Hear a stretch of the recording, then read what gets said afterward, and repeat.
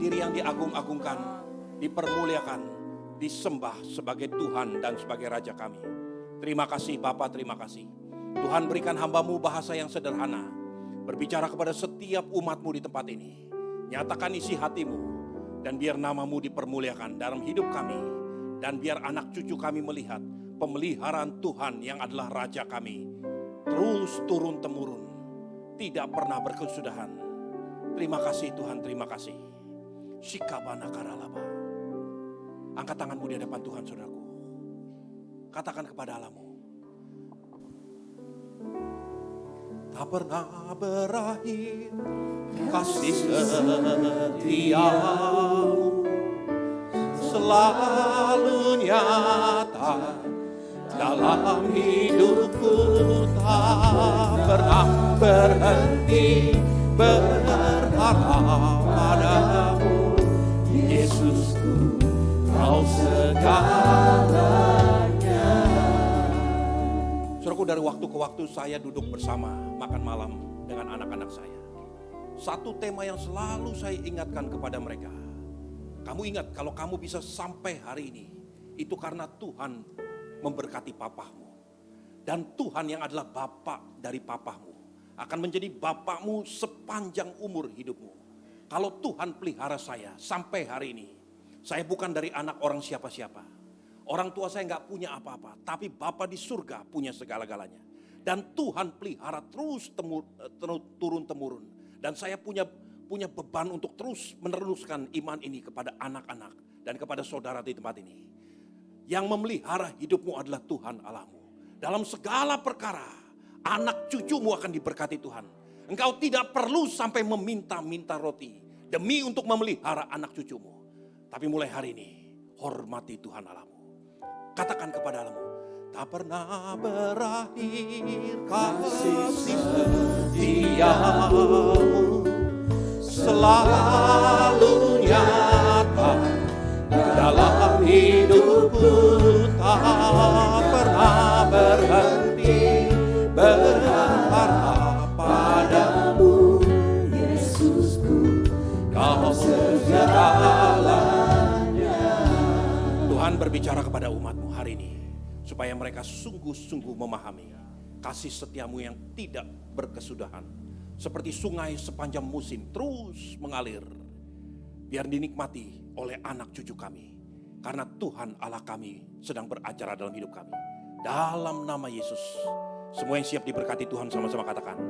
Amin. Amin. Terima kasih. Saudara, buka hatimu di hadapan Tuhan. Dan juga saya ingin ingatkan kepada setiap saudara, belajar mulai sekarang, terutama di minggu pertama, minggu kedua ketika gembala bicara, saudara belajar untuk biasakan dicatat firman Tuhan. Ya, karena ini akan membentuk saudara. Ini akan memampukan saudara untuk mengingat-ingat kembali.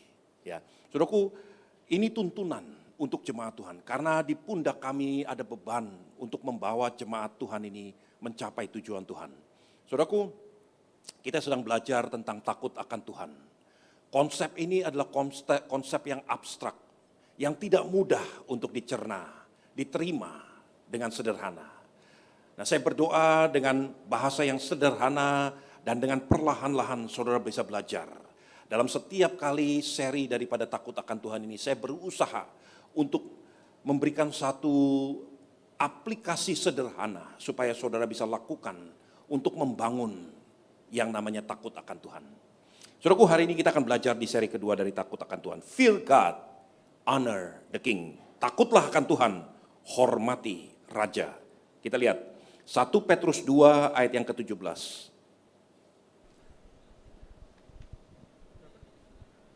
Ayo hamba Tuhan, silakan Chris. 1 Petrus 2 ayat yang ke-17, demikian firman Tuhan.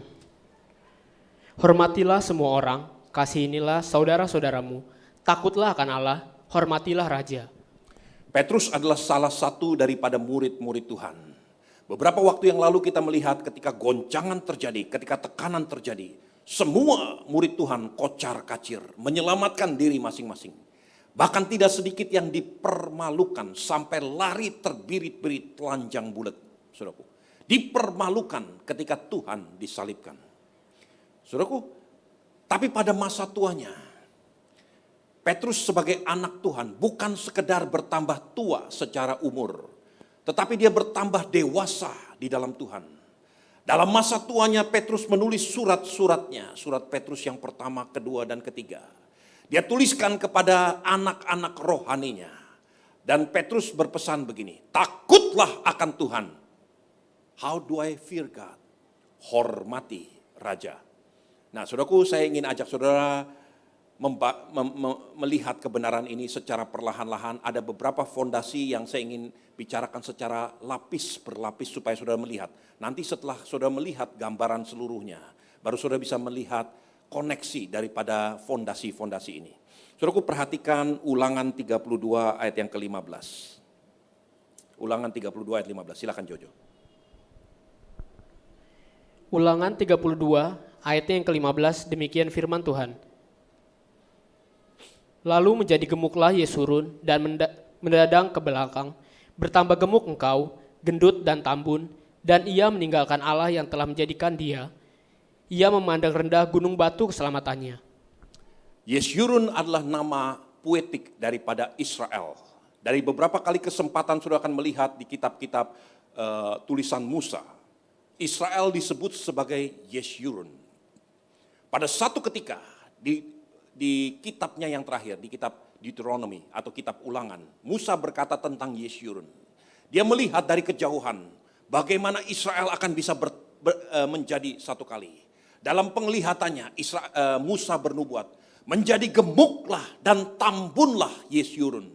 Engkau akan menjadi diberkati, tidak kekurangan dalam segala hal. Kemudian kau akan membalikkan arahmu, engkau akan menendang ke kiri dan ke kanan. Dan kau akan meninggalkan gunung batu keselamatanmu. Saudaraku, saya ingin ajak saudara untuk melihat.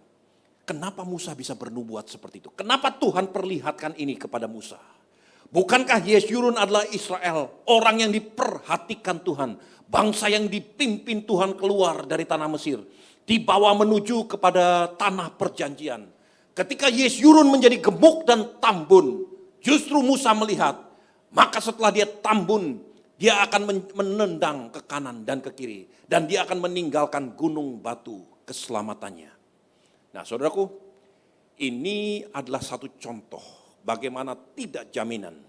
Saudara diberkati Tuhan, saudara dipelihara Tuhan, tidak jaminan engkau akan terus hidup dalam hormat dan takut akan Tuhan. Kenapa Yesurun bisa menjadi seperti ini? Jawabannya sederhana, karena tidak ada yang namanya takut akan Tuhan. Nah, saudaraku, saya ingin ajak saudara untuk melihat pelan-pelan kebenaran ini. Coba perhatikan Keluaran 32. Perhatikan ayat yang mungkin kedua cukup, kedua sampai kelima. Keluaran 32 ayat yang kedua sampai kelima, silakan. Keluaran 32 ayat yang kedua sampai dengan kelima. Judul perikop anak lembu emas. Ayat yang kedua, lalu berkatalah Harun kepada mereka, tanggalkanlah anting-anting emas yang ada pada telinga istrimu, anakmu laki-laki dan perempuan, dan bawalah semuanya kepadaku. Lalu seluruh bangsa itu menanggalkan anting-anting emas yang ada pada telinga mereka dan membawanya kepada Harun. Diterimanya itu dari tangan mereka, dibentuknya dengan pahat, dan dibuatnyalah daripadanya anak lembu tuangan. Kemudian berkatalah mereka, hai Israel, inilah Allahmu yang telah menuntun engkau keluar dari tanah Mesir. Ketika Harun melihat itu, didirikanlah mezbah di depan anak lembu itu. Berserulah Harun, katanya, besok hari raya bagi Tuhan. Amin. Saudaraku, ada masa-masa di mana setelah Israel dituntun keluar dari padang gurun, Yesurun dibawa dari lembah kekelaman, dari penindasan, dari tanah perbudakan. Yesurun dituntun masuk ke dalam tanah perjanjian, melewati yang namanya padang gurun. Tiap-tiap hari Israel dipelihara Tuhan dengan mana yang turun dari surga. Kasut mereka tidak lumpuh, tidak layu, dan jubah mereka tidak lapuk oleh keadaan perubahan cuaca. Terus-menerus mereka dipelihara oleh Tuhan.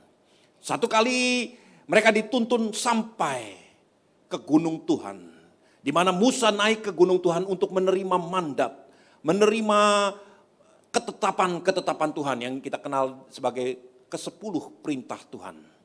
Ketika Musa berlama-lama menerima perintah Tuhan ini, Israel seperti kuda liar yang tidak mampu bertahan. Mereka mulai menendang ke kanan dan ke kiri, dan mereka menuntut kepada imam pada waktu itu, yaitu Harun. Dia katakan, kami tidak bisa menunda lebih lama lagi. Buatkan Tuhan bagi kami. Lalu Harun berkata, kumpulkan anting-anting dari istrimu. Semua yang kau bawa dari tanah Mesir, persembahkan kepada Tuhan. Mereka persembahkan. Dibentuklah oleh Harun yang namanya patung anak lembu tuangan. Dari emas murni. Kemudian Harun berkata begini, dalam salah satu terjemahan Alkitab bahasa Inggris dikatakan seperti ini. Lalu Harun menunjuk kepada patung lembu emas ini. Dan dia berkata gini, hai Israel, this is Yahweh, inilah Yahweh, Allah Tuhanmu yang membebaskan engkau dari tanah Mesir. Besok adalah hari perayaan khusus bagi Yahweh. Dia menyebut nama Tuhan dengan mulutnya. Dia mengatakan tentang keluar biasaan kepahlawanan Tuhan. Tetapi tangannya menunjuk kepada patung lembu emas. This is Yahweh, inilah Yahweh Allahmu yang menuntun kau. Dia tahu persis yang menuntun dia bukan anak lembu emas. Anak lembu emas adalah produk buatan tangan manusia. Tetapi Harun menyebutnya sebagai Yahweh. Saudaraku, pada waktu itu betapa sakitnya hati Tuhan. Betul-betul saya bayangkan seperti seorang suami yang melihat istrinya melecehkan cintanya di hadapan mata sang suami. Atau sebaliknya, bagaimana sang suami melecehkan cinta istrinya di hadapan mata istrinya. Seperti itulah yang terjadi dengan Israel. Musa mendengar tari-tarian, Musa berkata, ada perayaan apa di bawah? Dan Tuhan katakan, gak usah tahu Musa. Itu bukan perayaan, itu adalah penarian kenajisan bagi Tuhan. Mereka sedang berontak seperti orang-orang yang kesurupan. Mereka membuat alat tandingan bagi Yahweh. Dan mereka menyebutnya dengan nama Yahweh sendiri. Saudaraku, pada waktu itu, nama Tuhan didegradasikan, kemuliaan Tuhan didegradasikan serendah-rendahnya. Saudaraku, ini dasar pertama. Kenapa Yesyurun bisa menjadi gemuk dan meninggalkan gunung batu keselamatannya? Karena tidak ada takut akan Tuhan. Kalau satu kali mereka melihat dan mereka tidak lagi penuh hormat kepada Tuhan. Sekalipun mereka diberkati Tuhan, sekalipun mereka melihat pemeliharaan Tuhan dari tahun ke tahun, mereka bisa akan meninggalkan Tuhan. Nah, saudaraku, saya perlu untuk mengatakan kebenaran ini kepada setiap pribadi di tempat ini. Saya rindu supaya saudara betul-betul belajar takut akan Tuhan hari ini. Saudaraku, saya ingin ajak saudara untuk melihat fondasi berikutnya. Tuhan itu seperti dua sisi mata uang, two side of a coin. Dia disebut sebagai Tuhan atau Lord and Master. Artinya dia adalah pemilik. Dia adalah yang memiliki seluruh hidup kita, bahkan seluruh jagat raya.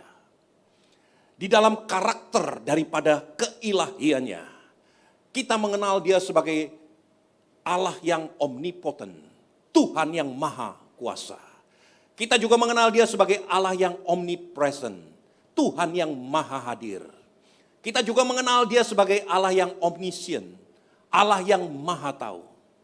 Dia tahu segala-galanya, dia hadir dimanapun saudara berada. Dan dia mampu melakukan apapun yang dia kehendaki. Itu kepribadian daripada Allah. Saudaraku, saya ingin sampaikan, saudara suka atau tidak suka, saudara percaya atau tidak percaya kepada Tuhan, kedaulatan Tuhan yang adalah Allah yang omnipotent, omnipresence, omniscience, itu akan tetap terjadi. Ketika Tuhan berkata ini waktunya untuk pulang ke rumah Bapa, saudara akan pulang ke rumah. Sekalipun saudara nggak percaya Tuhan. Ada seorang filosofer Jerman yang bernama Friedrich Nietzsche. Dia menulis satu buku judulnya God is Dead. Di abad ke-20 dia katakan begini, abad ini, in this century, God is dead, Tuhan sudah mati. Saudaraku, Nietzsche hidup di satu kota kecil namanya di daerah perbatasan antara Switzerland dengan Jerman. Saudaraku, beberapa tahun setelah matinya, rumah daripada Nietzsche tidak lagi bisa dipelihara. Akhirnya dijual. Saudara tahu siapa yang membeli? French Bible Society. Sekarang rumah Friedrich Nietzsche yang sudah mati digunakan sebagai markas daripada French Bible Society. God is not dead, Nietzsche is dead. Saudara bisa mengerti? Sekalipun kau nggak percaya Tuhan, sekalipun kau mengolok-olok Tuhan, namun kedaulatan Tuhan akan tetap terjadi. Ketika Tuhan menghendaki sesuatu terjadi, it will be done, it shall be done. Saudaraku, tidak peduli saudara percaya atau tidak percaya, karena Dia adalah Allah. Tapi itu bukan segala-galanya. Ada two side of a coin. Dia juga disebut sebagai king, raja. Nah, raja itu berbeda. Coba saudara bayangkan kerajaan yang sederhana. Raja Charles III. Kerajaan itu dibatasi oleh yang namanya teritori. Begitu saudara keluar daripada teritori, daripada the British Kingdom, maka yang namanya King Charles III itu tidak mempunyai kekuasaan terhadap saudara. Sekalipun saudara adalah warga negara Inggris. Atau ketika saudara melepaskan kewarganegaraanmu dan pindah menjadi warga negara Amerika, satu contoh. Maka kedaulatan kerajaan tidak lagi berkuasa atas hidupmu. Ada yang namanya territory of jurisdiction. Dalam ilmu hukum disebut jurisdiksi. Di luar jurisdiction ini, seorang raja tidak lagi mempunyai kekuasaan. Raja itu membuat undang-undang, raja itu menjalankan undang-undang, menetapkan undang-undang, semua dia lakukan. Tapi hanya within his jurisdiction. Nah, seorang anak Tuhan itu belajar mengenal Tuhan dari dua sisi mata koin ini. Di perjanjian baru kita mengenal Tuhan sebagai Father, Bapa. Sebetulnya Bapa itu mempunyai dua sisi ini. Coba perhatikan anak-anak dari usia 0 sampai 5 tahun. Anak-anak itu melihat bapaknya, melihat mamahnya seperti the God of omniscient, the God of omnipotent. Tuhan yang maha tahu, maha bisa, maha mampu. Itu anak-anak umur 5 tahun ke bawah melihat papah mamahnya seperti itu. Papahnya bilang, ayo makan, dia makan. Ayo tidur, dia tidur. Ayo bangun, pakai baju ini, makan ini. Semuanya terserah papah mama.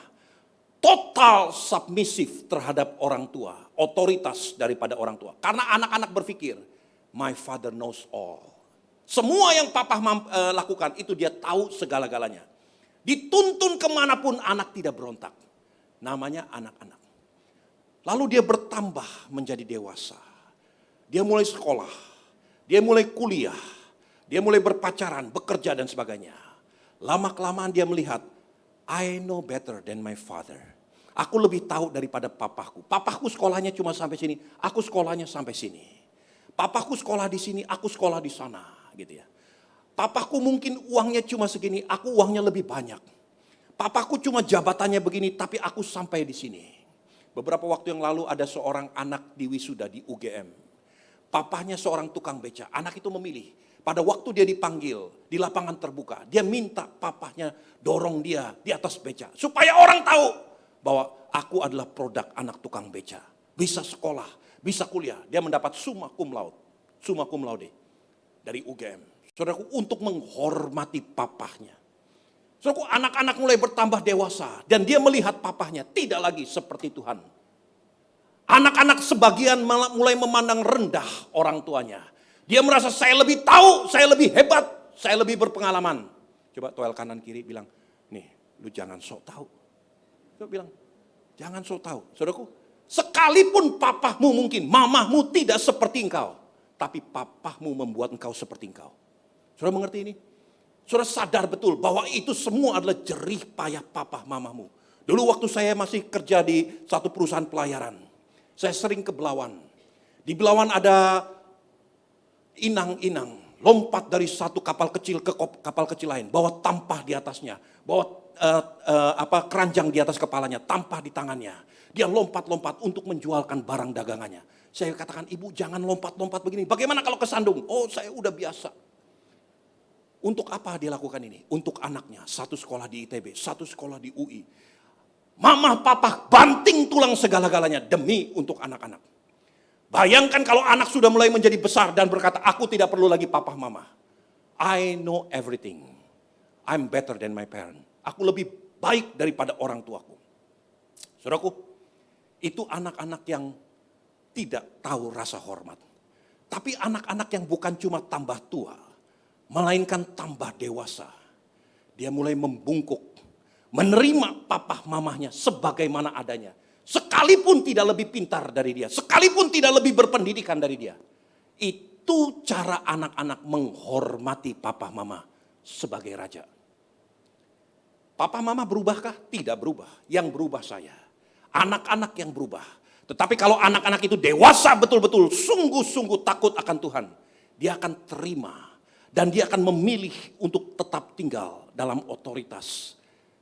Nah, saudaraku, ini cara kita melihat, memandang dua sisi daripada keilahian Tuhan. He is God no matter what, but he is also king. Dia adalah raja juga. Dan untuk menghormati raja itu pilihan saudara. Untuk menghormati Tuhan, saudara nggak perlu memilih. Tuhan akan tetap menjadi Tuhan. Apapun yang Tuhan tetapkan akan terjadi bagi hidupmu. Tetapi untuk menghormati Dia sebagai Raja, itu pilihan. Itu sebabnya takut akan Tuhan, itu adalah pilihan. We choose the fear of the Lord. We choose the fear of the Lord. Kami memilih untuk takut akan Tuhan. Nah, saudaraku, ini dasar kedua. Ketika anak-anak bertumbuh, anak-anak Tuhan bertumbuh, dia bukan lagi menghormati Tuhan sebagai Tuhan saja, tetapi dia juga menghormati Tuhan sebagai Raja. Dia bukan hanya sebagai the owner of my life, pemilik daripada hidup saya, tapi dia juga adalah the ruler of my life, pengatur, pemerintah atas hidup saya.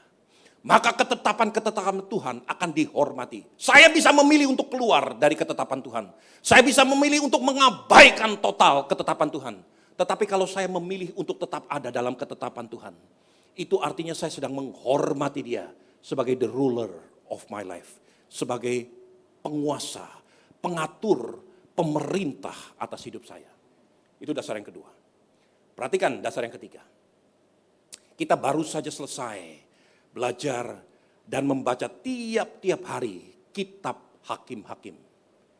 Boleh saya tahu siapa yang udah mulai ikutin setiap hari baca yang dikirim oleh Nolvin kepada semua jemaat. Baca harian firman Tuhan. Hari ini, hari ini. Ada yang ikutin secara rutin, puji Tuhan. Yang belum bertobat sungguh-sungguh. Mulai besok Senin ikutin. Karena Nolvin akan kirim kepada mobile info di grup jemaat maupun grup pengerja, ikuti, baca supaya saudara satu tuntunan, satu hati. Saudaraku, di kitab Hakim-Hakim itu adalah warna paling kelam dalam kehidupan Israel. Mereka tetap makan, tetap minum, mereka tetap beribadah, tetapi kekuasaan Tuhan mulai terdegradasi. Berkali-kali di kitab Hakim-Hakim saudara akan menemukan kata-kata seperti ini. Pada waktu itu tidak ada raja di antara orang Israel. Setiap orang berbuat apapun sesuka hatinya sendiri. Saudaraku, saya ingin ajak saudara untuk melihat pelan-pelan beberapa hal. Coba lihat Hakim-Hakim 17. Hakim-Hakim 17, perhatikan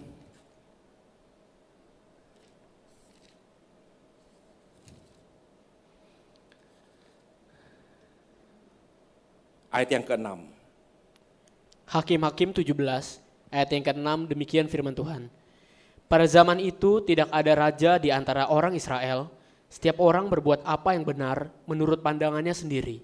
Saudaraku, kitab Hakim-Hakim ini menuliskan seperti ini. Pada zaman itu tidak ada raja di antara orang Israel. Setiap orang melakukan apa yang benar menurut pandangannya sendiri. Kalau saudara perhatikan seluruh kitab Hakim-Hakim 17, saudara akan menemukan ada satu pribadi, namanya Mika, seorang dari suku Efraim.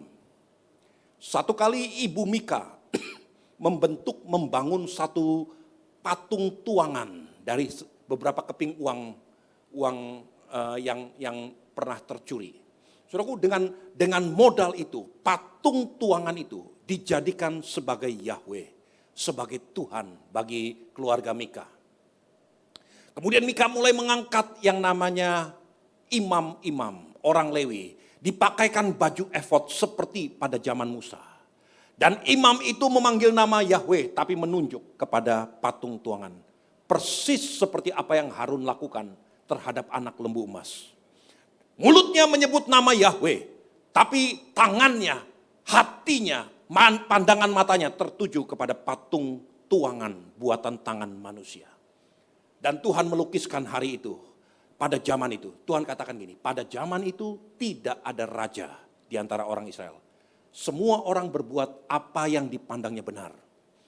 Saudaraku, kenapa dikatakan tidak ada raja? Kenapa tidak dikatakan tidak ada Tuhan? Karena Tuhan tetap ada Tuhan. Tuhan tetap berkuasa. Orang-orang Israel melecehkan nama Tuhan, tapi tetap Dia adalah Tuhan. Namun orang Israel pada waktu itu tidak menghormati Tuhan sebagai raja. Saudaraku, semakin kita makin dewasa, sifat hormat kita terhadap sesuatu itu bisa berubah karena kitanya bertumbuh. Seorang ayah punya 3 orang anak. Katakan namanya si Udin, si Ujang, dan si Unang. Si Udin umur 2 tahun, si Ujang umur 6 tahun, si Unang umur 8 tahun. Gitu ya. Pada satu malam sebelum tidur, papa bercerita tentang William the Prince yang mengalahkan the dragon, Brutus the dragon gitu ya. Papahnya mulai bercerita, si Udin umur 2 tahun mendengarkan dengan sungguh-sungguh. Si Ujang umur 6 tahun mendengarkan sambil tiduran. Si Unang umur 8 tahun mendengarkan sambil korek-korek hidung gitu ya. Semuanya mendengarkan. Lalu papahnya berkata, pada satu malam William the Champion itu mendengar di kamar tidurnya. Pintu mulai bergerak. Angin sepoi-sepoi basah mulai masuk ke pintunya. Si Udin membuka matanya lebar-lebar. Lalu papahnya mulai bercerita lagi. Tiba-tiba angin bertiup begitu kerasnya. Dan seekor dragon yang namanya Brutus mulai lompat masuk ke kamar si William. Si Ujang membuka matanya lebar-lebar. Dan ayahnya mulai bercerita. Lalu terjadilah pertempuran dan ditusuknya Brutus oleh William. Si Unang mulai membuka matanya lebar-lebar. Saudaraku, kenapa? Mereka berbeda. Karena sense of wonder manusia itu berbeda. Pada waktu kita masih kanak-kanak, apapun yang diceritakan, kita wow. Kita punya sense of wonder yang begitu mudah untuk dipuaskan. Saudara pernah punya anak-anak kecil-kecil umur baru beberapa bulan. Anak-anak itu bisa ketawa berkali-kali dengan hal yang sama. Sobek kertas, cek, kita sobek lagi, dia ketawa-ketawa lagi. Saudara pernah lakukan itu terhadap anak-anak saudara? Berkali-kali sampai orang tuanya udah gak lucu lagi, dia tetap ketawa. Kenapa? Karena sense of wonder anak-anak itu mudah menerima. Makin besar, orang tuanya udah jatuh bangun, anak itu gak ketawa, saudaraku. Padahal orang tuanya juga tetap lucu, tapi memang sense of wondernya berbeda. Diperlukan cuma sekedar angin sepoi-sepoi basah untuk membuka mata si Udin. Tapi diperlukan satu angin berhembus kuat dan dragon yang melompat ke dalam untuk membuka mata si Ujang. Sampai ditusuk dengan pedang oleh William. Baru mata si Unang terbuka lebar-lebar. Bagaimana dengan kita? How do you perceive your God? Bagaimana engkau melihat Tuhanmu? Apa yang dibutuhkan sampai engkau menghormati Dia? Sense of wonder yang seperti apa yang kau butuhkan untuk sampai kau bisa menghormati Dia? Apakah cukup dengan angin sepoi-sepoi basah? Bunyi krek maka engkau akan sujud hormat kepada Dia Rajamu. Atau dibutuhkan sampai dragon itu lompat ke dalam kamar baru engkau bisa menghormati Dia. Atau sampai ditusuk mati dragon itu oleh William baru engkau akan bisa menghormati Dia. Saudaraku, ini perbedaan manusia. Hari ini, di Hakim-Hakim 17, pada waktu itu pelecehan terhadap keilahian Tuhan terjadi. Kemudian di Hakim-Hakim 18 ayat yang pertama. Coba lihat, Hakim-Hakim 18 ayat yang pertama. Hakim-Hakim 18 ayat yang pertama, judul perikop, patung sembahan Mika dirampas oleh Bani Dan. Ayat yang pertama, pada zaman itu tidak ada raja di antara orang Israel, dan pada zaman itu suku Dan sedang mencari milik pusaka untuk menetap, sebab sampai hari itu mereka belum juga mendapat sebagian milik pusaka di tengah-tengah suku-suku Israel. Di Hakim-Hakim 17, Tuhan mulai dilengsarkan. Degradasi keilahian Tuhan mulai dilengsarkan. Di Hakim-Hakim 18, ibadah dilecehkan. Suku Dan bangkit. Dan mereka merampas Tuhan yang dibuat oleh kaum Efraim. Untuk menjadi Tuhan bagi suku Dan. Imamnya disogok untuk dibayar untuk menjadi imam bagi suku Dan. Itu di Hakim-Hakim 18. Di Hakim-Hakim 19, ayat yang pertama, coba lihat. Hakim-Hakim 19 ayat yang pertama, judul perikop, perbuatan noda di Gibea. Ayat yang pertama, terjadilah pada zaman itu, ketika tidak ada raja di Israel, bahwa di balik pegunungan Efraim ada seorang Lewi tinggal sebagai pendatang. Ia mengambil seorang gundik dari Betlehem Yehuda. Saudaraku, di Hakim-Hakim 19, saudara akan melihat ada satu suku, ada satu kaum namanya kaum Gibea dari suku Benyamin. Kaum ini tidak hormat sama sekali kepada Tuhan Allahnya. Orang Lewi punya istri, diperkosa ramai-ramai, ditiduri bersama-sama, sampai mati ketika pagi hari. Kemudian mayatnya dipotong-potong menjadi 12 bagian, dikirim ke satu suku masing-masing. Saudaraku, pelecehan demi pelecehan, degradasi demi degradasi. Mulai daripada pelecehan keilahian Tuhan. Kemudian pelecehan kepada ibadah. Sampai pelecehan kepada sesuatu yang bersifat moral. Sama sekali tidak diperhatikan. Hancur total, kelam, kelabut pada zaman itu. Lalu kitab Hakim-Hakim ditutup dengan kata-kata ini. Ini ayat terakhir daripada kitab Hakim-Hakim. Hakim-Hakim 21 ayat yang ke-25 berbunyi begini. Hakim-Hakim 21 ayat yang ke-25. Demikian firman Tuhan. Pada zaman itu tidak ada raja di antara orang Israel. Setiap orang berbuat apa yang benar menurut pandangannya sendiri. Pada waktu itu tidak ada raja di Israel. Semua orang berbuat apapun yang benar menurut pandangannya sendiri. Saudaraku, inilah keadaan kelam yang terjadi di Israel pada waktu itu. Hanya karena tidak ada raja, ada Tuhan. Tapi Tuhan tidak dihormati sebagai raja. Saudaraku, saya merenungkan apa yang terjadi. Kita tahu, sekarang saya lompat ke depan. Setelah kitab Hakim-Hakim, setelah era Hakim-Hakim, timbullah yang namanya era raja-raja. Sekarang saya berpikir, tentulah kekelaman di era Hakim-Hakim akan terbalut. Kalau di Hakim-Hakim tidak ada raja, di era raja-raja, pada masa hakim yang terakhir, yaitu Samuel. Orang Israel menuntut kepada Samuel, berikan kami seorang raja, supaya kami sama seperti bangsa-bangsa lain. Saudaraku, saya berpikir, kalau dulu masalah di era hakim-hakim karena tidak ada raja, tentu di era raja-raja, masalah itu tidak lagi menjadi masalah. Saudara tahu apa yang terjadi? Ketika Israel menuntut seorang raja, Samuel menjadi kesal. Samuel menjadi kecewa. Coba lihat. 1 Samuel 8 ayat yang ke-6.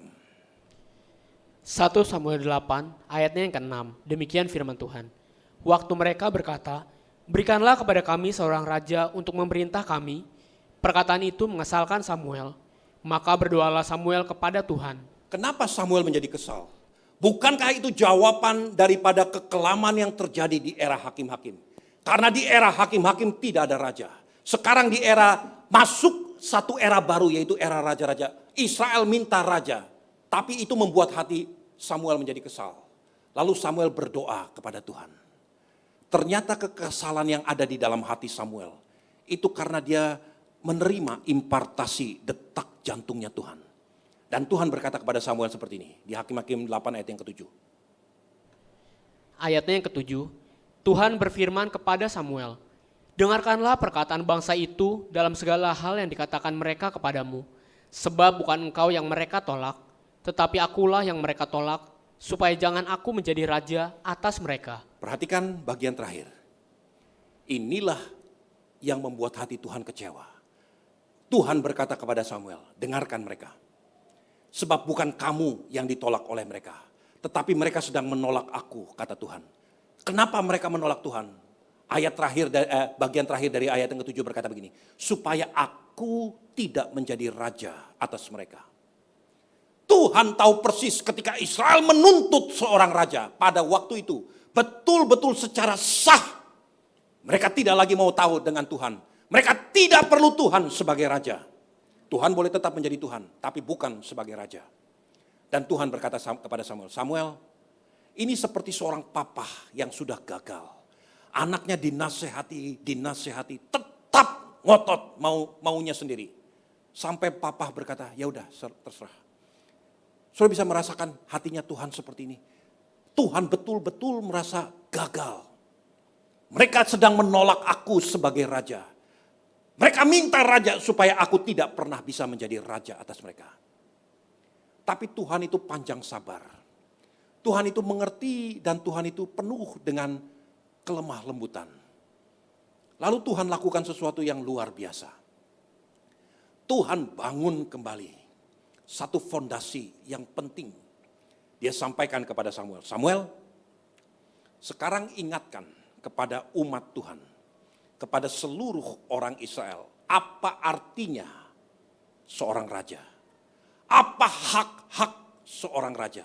Ingatkan kepada mereka, sepertinya Tuhan sedang membangun satu cerita, satu konsep yang sebetulnya bukan konsep baru, tapi konsep yang sudah lama terjadi. Dan Tuhan ingin membangun kembali sesuatu yang runtuh, fondasi yang goyah, Tuhan perbaharui fondasi ini. Lalu Tuhan berkata kepada Samuel dan Samuel sampaikan kepada Israel. Ini yang Samuel katakan kepada Israel. Coba lihat. Apa yang Samuel katakan kepada Israel. Di ayat yang ke-9 sampai 15 dari 1 Samuel 8 tadi. Ayatnya yang ke-9. Oleh sebab itu dengarkanlah permintaan mereka, hanya peringatkanlah mereka dengan sungguh-sungguh dan beritahukanlah kepada mereka apa yang menjadi hak raja yang akan memerintah mereka. Dan Samuel menyampaikan segala firman Tuhan kepada bangsa itu yang meminta seorang raja kepadanya. Katanya, inilah yang menjadi hak raja yang akan memerintah kamu itu. Anak-anakmu laki-laki akan diambilnya dan dipekerjakannya pada keretanya dan pada kudanya, dan mereka akan berlari di depan keretanya. Ia akan menjadi mereka kepala pasukan 1.000 dan kepala pasukan 50. Mereka akan membajak ladangnya dan mengerjakan penuaian baginya, senjata-senjatanya dan perkakas keretanya akan dibuat mereka. Anak-anakmu perempuan akan diambilnya sebagai juru campur rempah-rempah, juru masak, dan juru makanan. Selanjutnya dari ladangmu, kebun anggurmu, dan kebun zaitunmu akan diambilnya yang paling baik dan akan diberikannya kepada pegawai-pegawainya. Dari gandummu dan hasil kebun anggurmu akan diambilnya 1/10 dan akan diberikannya kepada pegawai-pegawai istananya dan kepada pegawai-pegawainya yang lain. Sudah lihat, Tuhan berkata kepada Samuel, sampaikan kepada Israel. Kamu menuntut raja, sebetulnya Tuhan tahu mereka sedang menolak Tuhan sebagai raja. Tapi Tuhan ingin membangun kembali fondasi ini. Dengan sabar Tuhan katakan kepada Samuel, sampaikan hak-hak raja. Bukan upeti, bukan persembahan, tapi hak-hak raja. Lalu Samuel berkata kepada Israel, Israel, kamu menuntut raja, ingat. Inilah hak-hak raja. Anak-anakmu laki-laki yang terbaik akan dipekerjakan kepada pekerjaan sebagai pegawai raja. Anak perempuanmu akan melayani sebagai juru campur minuman bagi kerajaan. Dari hasil ladang dan gandummu akan diambil 10%, 1/10 menjadi milik daripada raja untuk memelihara seluruh isi rumah tangga kerajaan dan pegawai-pegawainya. Saudaraku, itu adalah apa yang disampaikan oleh Samuel.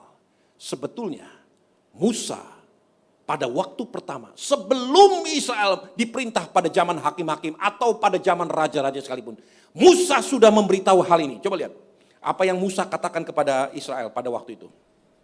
Ulangan 14 ayat 22-23. Ulangan 14 ayat yang ke-22 sampai dengan ke-23. Demikian firman Tuhan. Haruslah engkau benar-benar mempersembahkan 1/10 dari 10 hasil benih yang tumbuh di ladangmu, tahun demi tahun, di hadapan Tuhan Allahmu, di tempat yang akan dipilihnya untuk membuat namanya diam di sana, haruslah engkau memakan persembahan persepuluhan dari gandummu, dari anggurmu, dan minyakmu, ataupun dari anak-anak sulung lembu sapimu dan kambing dombamu, supaya engkau belajar untuk selalu takut akan Allahmu. Saudaraku, Musa memberi pesan kepada Israel, inilah ketetapan untuk selama-lamanya. Apa yang dihasilkan oleh gandummu, oleh anggurmu, oleh ternak-ternakmu, sepersepuluhnya dikembalikan menjadi milik Tuhan. Kenapa harus mengembalikan persepuluhan? Supaya engkau belajar takut akan Tuhan Allahmu. Saudaraku, saya renungkan hal ini cukup lama. Apa hubungannya persepuluhan dengan belajar takut akan Tuhan? Saudaraku, saudara bisa membohongi saya. Saya bisa membohongi siapapun. Saya nggak melakukan apa-apa, gitu ya. Sama seperti saya sedang keluar daripada teritori kerajaan. Saya warga negara Inggris, saya keluar daripada British territory. Saya berada di Uganda, atau saya berada di Switzerland, atau dimanapun. Warga negaranya masih sama, tetapi pengaruh kerajaan Inggris tidak akan lagi berpengaruh kepada saya. Kenapa? Karena saya berada di luar teritori. Mengembalikan apa yang menjadi milik Tuhan adalah memastikan sekalipun saya punya hak untuk untuk menolak. Saya memastikan bahwa saya tetap berada dalam wilayah keputusan daripada Raja yang adalah Tuhan atas saya. Saudaraku, ini adalah sesuatu yang mungkin agak sulit untuk saudara dan saya mengerti. Ketika kita mengakui Tuhan sebagai Raja kita tahu bahwa Dia pemilik daripada segala-galanya yang ada pada kita. Semua yang saya miliki, pekerjaan, usaha saya, semua berasal dari Tuhan. Dan Tuhan sebagai pemilik hanya berkata gini, kembalikan 1/10 bagian saya, bagian Tuhan. Tahun 98 ada beberapa saudara yang cukup usia, sudah tahu Indonesia itu mengalami gejolak yang luar biasa. Saya pada waktu itu baru punya anak satu. Saya berada di München, di Munich, Jerman. Dan saya mengenal satu orang, pengusaha sederhana sebetulnya, tidak terlalu besar, tidak terlalu kecil. Seorang keturunan Tionghoa, dia punya usaha di Jakarta. Ketika kerusuhan terjadi, dengan panik segera diasingkan istri dan anak-anaknya ke Singapura. Satu persatu kemudian daripada direksinya, general manajernya mengundurkan diri, meninggalkan perusahaan. Sehingga tidak lagi ada orang-orang yang bisa mengawasi pekerjaan. Dia harus banting tulang sendirian. Dalam keadaan panik huru hara luar biasa. Dia tinggal bersama seorang bujangnya yang juga bekerja, karyawan rendahan dalam perusahaannya. Bekerja tiap hari, membawa seperti supir juga, seperti karyawan, seperti keluarga di rumah. Dalam keadaan panik seperti itu, istri dan anak-anaknya bilang begini, Papa pulang, Papa tinggalkan Indonesia. Mari bersama dengan kami, kita tinggal di Singapura. Tapi pekerjaan itu besar, cukup besar, dan tidak ada orang yang menangani itu. Karena desakan dari keluarga begitu kuat, akhirnya sang papa berkata kepada pembantu atau karyawan rendahan ini, katakan namanya si Udin. Udin, aku didesak untuk pergi ke Singapura. Maka dengan ini aku berikan kuasa kepadamu. Dia tanda tangani satu akte perjanjian. Semua kekuasaan diberikan kepada Udin. Udin berhak melakukan apa saja, bahkan menjual aset-aset. Dan sang pengusaha ini berkata gini, 75% dari penghasilan ini, itu kembalikan kepada saya. Engkau boleh menikmati 25%, seperti engkau sebagai partner bagi saya. Udin mengelola perusahaan itu. Semakin hari semakin bertumbuh, kerusuhan selesai. Sekarang 25 tahun telah berlalu, pengusaha itu masih tetap ada di Amerika. Kadang-kadang dia ke Singapura, ke Indonesia. Saudaraku, sekarang dia hanya menerima 40%, si Udin menerima 60%. Satu kali saya bertanya kepada pengusaha ini, kenapa kamu hanya terima 40%? Dia punya anak 4, satu anak dapat 10%, 10%. Dia katakan, dengan 40% yang saya terima, anak-anak saya semua kuliah di Amerika. Dan saya bisa hidup dengan berkecukupan, bahkan berlebih di Amerika. Apa yang saya miliki sekarang itu jauh lebih besar daripada apa yang saya tinggalkan pada waktu kerusuhan tahun 98. Si Udin dengan bijaksana, dengan penuh hormat mengelola perusahaan itu. Tadinya Udin menerima hanya 25%. Sekarang si Udin menerima 60%. Dan pengusaha itu puas hanya dengan 40%. Saudaraku, saya ingin sampaikan, ada udin-udin yang akan dipercayakan oleh Tuhan. Bukankah Tuhan pemilik daripada hidupmu? Bukankah Tuhan pemilik daripada usahamu, pekerjaanmu? Engkau bisa menjadi seperti hari ini. Bukankah semua itu karena Tuhan? Saya selalu berkata ini kepada anak-anak saya. Semua ini karena Tuhan. Bukan papamu itu orang hebat. Papamu itu tidak punya apa-apa. Tapi karena Tuhan punya segala-galanya. Tuhan berkati papamu. Jangan pernah lupakan apa yang Bapa Surgawi sudah berikan. Saudaraku, Bapa Surgawi berkata gini. Kembalikan 1/10 untuk menghormati perjanjian di antara kita. Ada satu ikat janji. Ada satu sumpah setia. Seperti si Udin bersumpah setia dengan pengusaha yang sekarang ada di Amerika. Dengan sumpah setia itu, Udin mengakui kedaulatan. Sekalipun dia tidak ada di Indonesia bersama-sama dengan si Udin. Tapi pengaruhnya dihormati sedemikian rupa. Kalau engkau mau belajar menghormati Tuhan sebagai rajamu, hormati yang menjadi milik rajamu, kembalikan menjadi milik rajamu. Kalau engkau menjadi terlalu rakus dan terlalu khawatir dengan segala hal, saudaraku, saya sampaikan, sejak saya kuliah, sejak saya pertama kali bekerja, sampai hari ini, saya terus menanamkan kepada diri saya dan kepada anak-anak saya, ada anak saya di tempat ini. Saya tanamkan satu perkara, yang menjadi milik Tuhan, itu jangan pernah saya sentuh. Itu harus saya kembalikan kepada Tuhan. Persepuluhan itu bukan sekedar memberi kepada Tuhan, tapi mengembalikan yang menjadi milik Tuhan. Tuhan tantang Israel. Sekarang belajar menghormati Tuhan. Pada zaman Musa, Tuhan katakan melalui Musa, kembalikan 1/10 menjadi sebagai rasa hormatmu kepada Tuhan Allahmu, kepada rajamu, supaya engkau belajar takut akan Tuhan. Diabaikan, mereka masuk ke dalam era hakim-hakim. Dan Tuhan katakan berkali-kali tidak ada raja pada waktu itu. Tidak ada raja, tidak ada raja. Semua orang berbuat semaunya sendiri. Kemudian masuk era raja-raja. Tetap mereka menolak Tuhan sebagai raja. Dan Tuhan katakan kepada Samuel, Samuel, bangun kembali fondasi ini. Ajarkan kepada umatku apa yang menjadi hak-hak seorang raja. Supaya mereka ingat kembali apa yang dikatakan Musa di kitab Keluaran 32. Apa yang menjadi hak Tuhan sebagai raja. Supaya engkau belajar takut akan Tuhan. Saudaraku, saudara mau belajar takut akan Tuhan? Belajar hal yang sederhana ini. Hormati dia sebagai raja. Beberapa tahun yang lalu saya pergi melayani misi di satu perkampungan kecil di Kalimantan Barat dengan beberapa orang teman di sini. Kita disebar pada hari Minggu melayani di beberapa gereja. Saya mendapat jatah melayani di satu gereja yang tidak terlalu besar, sekitar 60-an orang. Saudaraku, ibadah mulai jam 8. Jam 8 kurang saya sudah ada di tempat itu, tidak ada orang. 8:15 ada satu orang pembersih gereja datang, bersih-bersih. Setelah lewat hampir 30-40 menit, datang pemain musik mulai tang-teng-tong menyetel gitarnya. Kemudian setelah lewat 1 jam dari jam 8, sekitar jam 9:15, datang 1-2 jemaat mulai duduk di kursi gereja.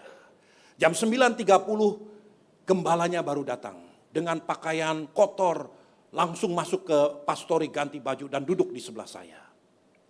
Sejak dari awal pertama ibadah, saya merasakan kesedihan luar biasa. Saya nggak tahu kenapa saya merasa hati saya kurang sejahtera atau kurang bergairah. Saya sedih. Saya pikir kenapa saya merasa seperti ini. Selesai ibadah, gembalanya minta maaf kepada saya. Dan berkata, maaf, dia harus bekerja di perkebunan karet, noreh karet, untuk membiayai istri dan anak-anaknya. Untuk membiayai hidup daripada keluarganya. Dan pemilik kebun karet itu adalah jemaatnya sendiri. Pada waktu makan siang dengan jemaat dan dengan gembalanya, saya katakan dengan penuh kehati-hatian, tapi dengan sangat terang-terangan. Saya katakan, saudara harus belajar takut akan Tuhan. Kalau gereja ini belajar takut akan Tuhan, tidak perlu sampai orang Lewi itu sampai harus noreh karet sedemikian rupa untuk memberi makan istri dan anak-anaknya. Kalau semua menghormati Tuhan sebagai raja, mengembalikan apa yang menjadi hak-hak raja, maka apa yang dipersembahkan, dikembalikan kepada raja untuk memelihara anak-anakmu sendiri. tidak akan terleler seperti ini. Saudaraku, saya 13 tahun selama gereja ini berdiri, saya tuh sungkan, ragu untuk bicara. Karena apa? Karena saya melihat kepada diri saya sendiri.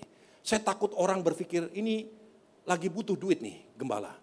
Saudaraku, saya ingin sampaikan, saya nggak terima 1 sen pun dari persembahan atau persepuluhan yang ada dalam gereja ini. Karena saya juga punya usaha. Saya bekerja dengan usaha saya sendiri. Saya makan dari hasil usaha yang saya kerjakan. Semua yang saudara kembalikan kepada Tuhan, itu digunakan untuk membiayai orang-orang Lewi dan semua kebutuhan dalam ibadah di tempat ini. Tidak ada 1 sen pun yang akan lari kepada Pak Purba atau kepada saya. Saya katakan ini di hadapan Tuhan, di depan jemaat Tuhan. Saudaraku, supaya saudara mengerti. Tapi saya keraguan-raguan itu, ternyata itu selfish buat diri saya sendiri. Beberapa kali saya didorong oleh ring 1 untuk bicara. Ajarkan kami. Nah, hari ini waktu saya menyelidiki tentang kebenaran firman Tuhan ini. Tentang bagaimana gereja Tuhan perlu belajar takut akan Tuhan. Saya baru sadar bahwa belajar takut akan Tuhan adalah belajar menghormati Dia sebagai Raja. Petrus berkata, fear God and honor the King. Mulai hari ini saudaraku belajar menghormati Tuhan. Kalau engkau belajar menghormati Tuhan sebagai anak, engkau akan melihat pemeliharaan Tuhan tidak akan pernah terputus. Engkau punya hak untuk tidak menghormati Tuhan. Tetapi sebagai Bapa rohani, saya ingin sampaikan, hormati Tuhan, hormati Rajamu. Amin. Mari tundukkan kepala. Hamba-hamba Tuhan maju ke depan.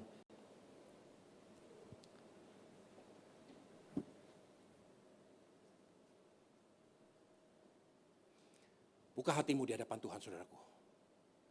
Semua mata tertutup. Buka hatimu di hadapan Tuhan.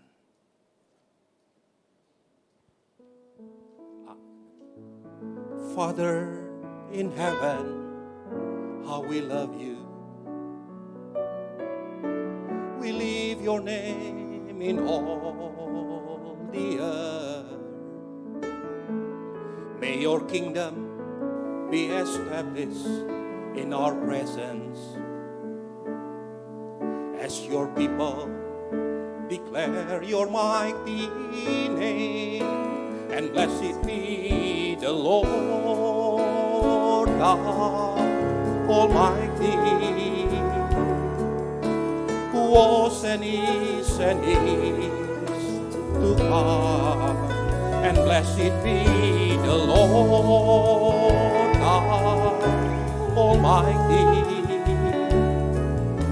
who reigns forever. Saudara, saya ingin berdoa buat saudara. Semua mata tertutup. Hari ini engkau mendengar firman Tuhan. Takutlah akan Tuhan. Hormati Raja. Kalau itu keputusanmu hari ini, mau belajar untuk menghormati Dia sebagai Rajamu. Saudara punya pilihan untuk tidak menghormati Dia. Karena untuk bagian ini, it's up to you. Kalau Dia sebagai Tuhan, bukan terserah engkau. Dia akan tetap menjadi Tuhan. Tetapi Dia akan menjadi Raja, itu tergantung pilihan kita. Kalau kita memilih untuk menghormati Dia sebagai Raja kita, tetap berada dalam jurisdiction kerajaannya. Kalau itu keputusanmu, angkat tanganmu di hadapan Tuhan. Letakkan tanganmu sendiri di dadamu. Katakan kepada Allahmu, Father in heaven, how we love you. We lift your name in all the earth. May your kingdom be established in our presence. As your people declare your mighty name, and blessed be the Lord God Almighty,